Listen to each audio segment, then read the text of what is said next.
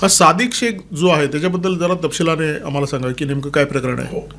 काय झालं होतं की पहिल्यांदा सुरुवातीला भारतामध्ये सिमी होती आणि सिमी ही विद्यार्थ्यांची संघटना होती, त्यावर बंदी आली. सिमीचे बरेच कार्यकर्ते विविध कृत्यांमध्ये सहभागी होते असा आरोप आहे. सिमी ही जिहादी संघटना होती. होय, जिहादी होती आणि सुरुवातीला ती अधिकृत संघटना होती. नंतर त्यांचा बऱ्याच कृत्यांमधला सहभाग आल्यानंतर त्यांच्यावरती बंदी घालण्यात आली आणि बऱ्याच कार्यकर्त्यांवर केसेस झाल्या, त्या सिद्धही झाल्या. त्यानंतर आली गोष्ट, ती दुसरी संघटना आली, ती लष्कर-ए-तोयबा. ही पाकिस्तानच्या लष्कराने निर्माण केलेली होती आणि लष्कर-ए-तोयबा ही भारतात कार्यरत होती संघटना आणि लष्कर-ए-तोयबाने बरीच कृत्य केली. त्याची जबाबदारी सुद्धा त्यांनी घेतली.